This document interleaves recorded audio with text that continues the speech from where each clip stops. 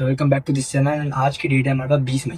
And 20 मई special date क्यों है? क्योंकि आज जो है वो सीए फाउंडेशन का लास्ट एग्जाम होने वाला है इकोनॉमिक्स का। सीए फाउंडेशन के ऑलरेडी सारे एग्जाम्स क्लियर हो चुके हैं। अब स्टूडेंट्स घर आएंगे, रेस्ट करेंगे एंड देन फिर वो कुछ स्टूडेंट्स बिल्कुल रेस्ट करेंगे, वो तो एक महीना। पर कुछ जो है वो थोड़ा रिसर्च करेंगे कि अब आगे क्या करना, क्योंकि रिजल्ट जो है वो कहीं ना कहीं जुलाई में आएगा। तो जुलाई के बिगिनिंग में एंड उस 1.5 महीने को प्रॉपरली यूटिलाइज करना काफ़ी ज़्यादा इंपॉर्टेंट हो जाता है।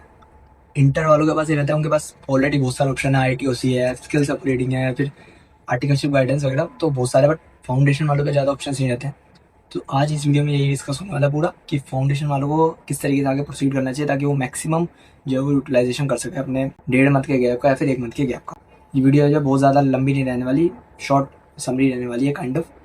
सो पॉइंट टू पॉइंट रहने वाली है। इसके अंदर मेन मैं सारी चीज़ें बता दूंगा कि क्या उन्हें करना चाहिए, किस तरीके से आगे फर्दर प्रोसीड करना है। सबसे पहले तो दो तरह के बच्चे आ जाएंगे। एक वो बच्चे होंगे जिनका पूरा क्लियर है कि भाई उनका तो नहीं होने वाला। अब हो सकता है कि एक पेपर बुरा गया, 2 पेपर बुरा गया, फिर सारे बुरे चले गए। इस बार भी मई 26 के अंदर लॉ का पेपर जितना मुझे सुनने में आया बहुत ज़्यादा लेंथी था, मुश्किल था। सो कुछ बच्चे तो लॉ की वजह से या फिर किसी और सब्जेक्ट की वजह से हो सकता है कि उनका पेपर तो गया नहीं, और उन्हें कहीं ना कहीं माइंड में है कि यार उनसे होगा नहीं।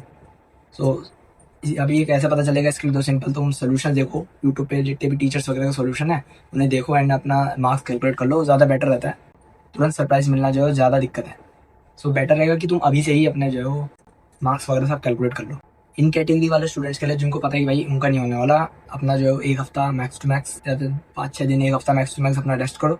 एंड देन उसके बाद मेरे हिसाब से उन्हें वापस से पढ़ाई स्टार्ट कर देनी चाहिए, क्योंकि फ़ायदा नहीं है कि रिजल्ट तक का वेट करो, क्योंकि रिजल्ट जुलाई के आसपास आएगा।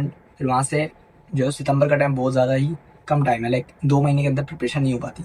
अनटिल एंड अनलेस तुम्हें लग रहा है कि भाई मैं छूटेगा तो 1-2 मार्क्स से छूटेगा, तो तुम कुछ और चीज़ें कर सकते हो, वरना बेटर तो रहेगा कि तुम वापस से स्टडी स्टार्ट करो।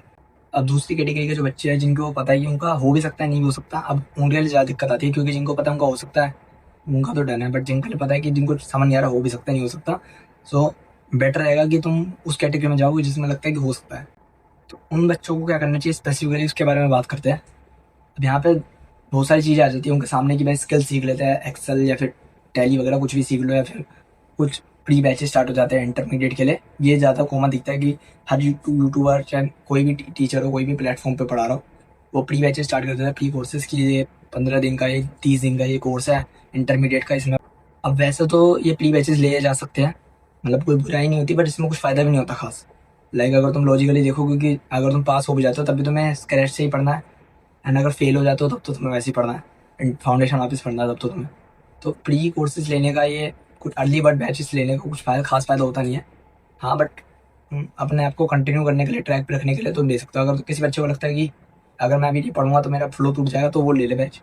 बाकी मेरे हिसाब से पहले तो तुम्हें अगर वो है रेस्ट लेना चाहिए, 1 हफ्ते का आसपास रेस्ट लो पूरा, एंड देन उसके बाद तुम्हें सर्च करना पड़ेगा चीज़ें इंटर के लिए, कि इंटर के लिए आगे तुम्हें कहाँ से पढ़ना है। सबसे मेन चीज़ से आती है कौन से टीचर से पढ़ना है। अब बहुत से बच्चे क्या सोचते हैं कि जिससे फाउंडेशन पढ़ा उसी से इंटर पढ़ लेते हैं अगर वो पढ़ाता है तो। अब ये चीज़ मतलब ठीक है, हो सकता है सही हो, बट काफ़ी बार प्रूव नहीं होती, क्योंकि जो फाउंडेशन पढ़ा रहा है वो फाउंडेशन के लेवल पे पढ़ा रहा है। इंटर में हो सकता है इतना अच्छा ना परफॉर्म कर पाए। सो आप बेटर रहेगा कि तुम एक बार थोड़ी रिसर्च कर लो, instead of just relying on the teacher, थोड़ा सा रिसर्च करना बेटर रहेगा। जैसे इंटर में अगर तुम्हें ऑफलाइन जाना है, जो कि ऑफलाइन इंटर के लिए ठीक रहता है, अगर तुम्हारे आसपास है, जैसे लक्ष्मी नगर वगैरह होगा, तो वहाँ पे बहुत सारे कोचिंग्स है। सो वहाँ जाकर तुम पूछ सकते हो इंटर के बारे में, वहाँ पे क्लासेस कैसी है, टाइमिंग कैसा है, सिलेबस कब तक कंप्लीट हो जाएगा, फीस स्ट्रक्चर कैसा है, वो भी चीज़ है। तो बाकी ऑनलाइन के अंदर तो दुनिया भर के टीचर है ही, उसमें चाहे कोई भी प्लेटफॉर्म हो गया, अनअकैडमी हो गया, PW हो गया, या फिर और भी बहुत सारे अल्टीमेट CA, या फिर वो VC गुरुकुल हो गया, गुरप्रीत सिंह वाला, वो भी हो गया। तो बहुत सारे हैं, और भी बहुत सारे चैनल्स।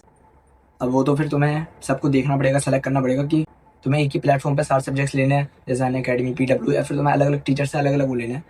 उसके लिए भी मैं अभी वीडियो डालूंगा कि फाउंडेशन वालों को स्पेसिफिकली किस सब्जेक्ट के लिए किस टीचर को प्रेफर करना चाहिए, ताकि तुम अपना थोड़ा सा उनकी डेमो लेक्चर देख सको एंड समझ सको। सो बाकी अगर ऐसे मैं ऑनेस्टली बताऊँ तो अगर जिन बच्चों को लग रहा है उनका CA फाउंडेशन क्लियर हो सकता है या फिर हो जाएगा पूरा 100% गारंटी है, उनको इतना कुछ स्ट्रेस लेने की जरूरत नहीं है। लाइक तुम दिन के डेली 1 से 2 घंटा भी अगर इस रिसर्च में निकालते हो तो पूरा दिन रेस्ट फ्री रहता है तुम्हारा। एंड बेटर रहेगा कि तुम जो है वो काइंड ऑफ रेस्ट लो, क्योंकि अब बहुत सारे टीचर कहेंगे कि भाई पढ़ लो, अर्ली बर्ड बैच ले लो, बट मुझे लगता है इतना वो स्ट्रेस लेने की बात नहीं है, क्योंकि फिर आगे इंटर की जर्नी बहुत लंबी हो जाती है। लाइक 8-9 महीने की जर्नी होती है लगातार पढ़ने वाली, और फिर उसके बाद पेपर भी दो, एंड फिर पेपर के बाद भी इंटर में ITOC की ट्रेनिंग आ जाती है, फिर बहुत सारी चीज़ें आ जाती है।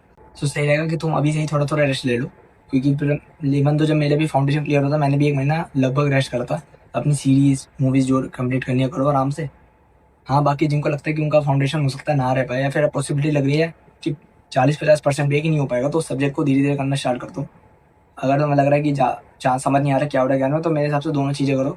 इंटर के बारे में रिसर्च करो एंड थोड़ा थोड़ा फाउंडेशन का भी पढ़ता करो। जैसे लॉ पढ़ लिया, किसी का अगर कोई लॉ में पेंडिंग सिलेबस छूट गया था तो पढ़ दो, क्योंकि वो आगे इंटर में इनडायरेक्टली काम आ ही जाएगा कहीं ना कहीं। और बाकी जिसको लगता है कि भाई हमारा पूरा क्लियर है, तो वो अपना आराम से रेस्ट करे।